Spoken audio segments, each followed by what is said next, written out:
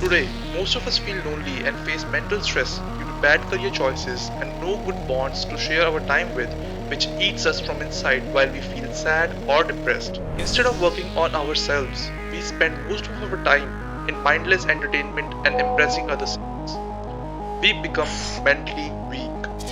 So, how to tackle these problems like low self esteem, no friends, no girlfriend, no goals, and loneliness?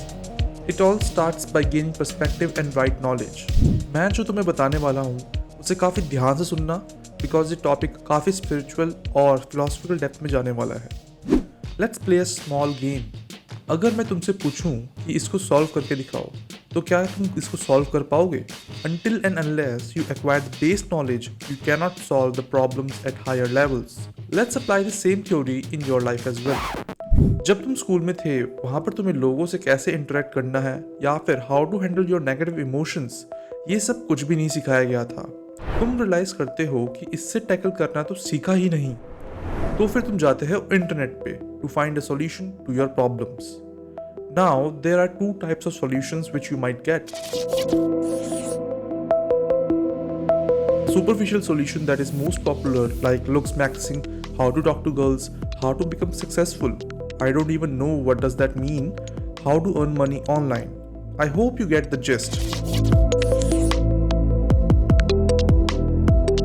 A deeper solution to your problems, which includes concepts from philosophy, psychology, and spirituality, which we will discuss later in the video.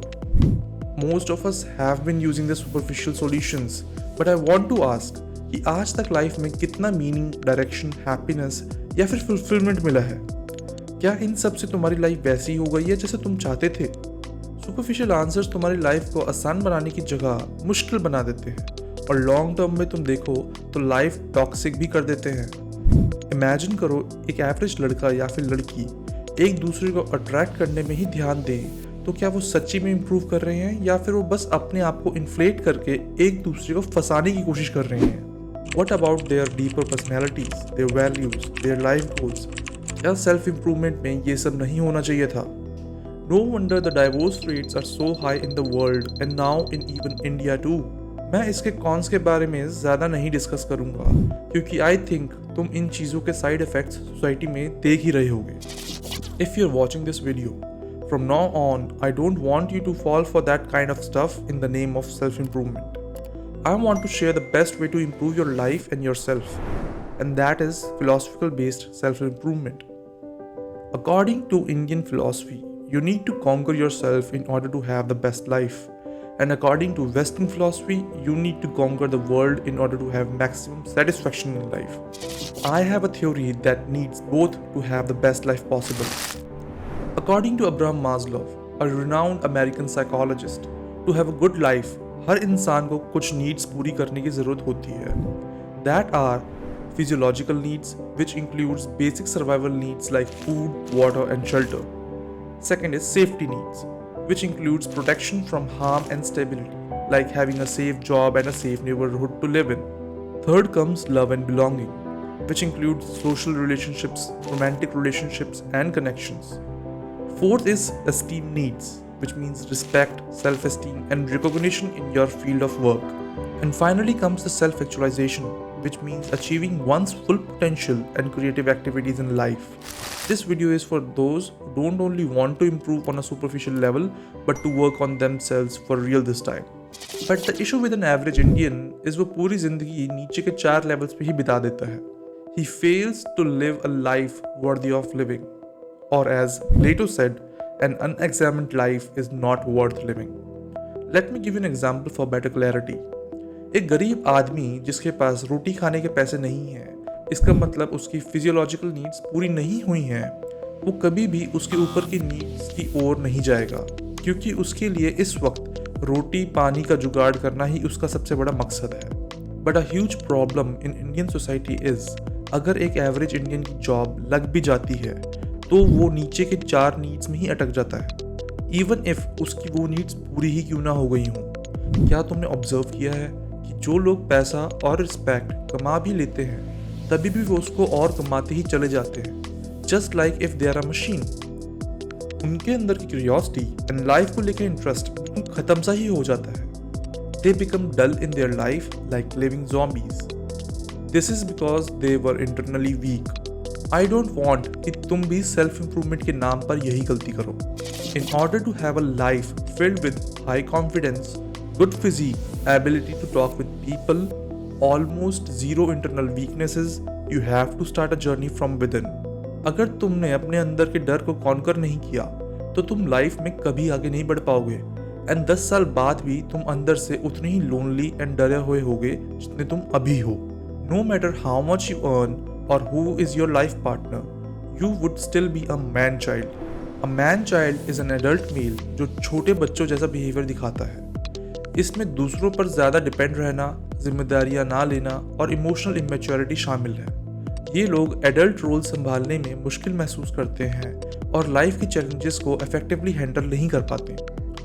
That's why it's really important to start the journey of self-actualization from the second level itself. Otherwise, you would be too late and get stuck in living an average life of marriage, गाड़ी, मकान, बच्चे, retirement and finally death. देखो यार, I understand कि हर इंसान को physiological and safety needs पूरी करने की ज़रूरत पड़ती है, बट वो नीड्स तो ऑलमोस्ट पूरी ही हो गई हैं अगर तुम्हारी फैमिली इंटरनेट और फ़ोन अफोर्ड कर पा रही हैं. और जहाँ तक की बात लव एंड एस्टीम नीड्स की है, उसमें तो तुम वैसे भी स्ट्रगल कर रहे हो एंड सॉल्यूशन ढूंढ रहे हो तुम ऐसी वीडियोस में जो तुम्हें इंटरनली स्ट्रांग बनाने की जगह तुम्हें वीक और इनसिक्योर बना देती हैं. Self improvement comes by working from within and true education like philosophy and spirituality will do exactly that. They will first make you internally strong and then once you are strong from inside, getting better from outside is just a matter of time. Meaning, your outer appearance can be improved easily if you're healthy inside, but it's not possible in the opposite case.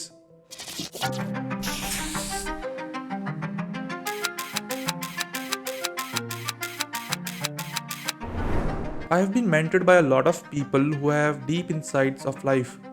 ये कोई मेरा original solution नहीं है, but जब मैंने काफ़ी introspection and Q&A किया तब मुझे ये पता चला. In the first half of life, you have to conquer your inner conflicts and weaknesses through conquering the outer world by educating yourself. Shallow self-improvement doesn't give a damn on educating yourself that much.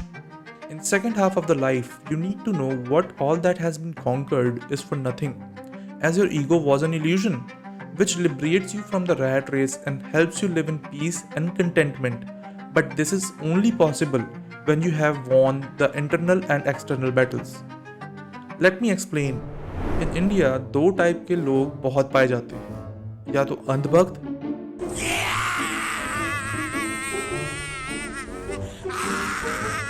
या तो अंधे gatherer.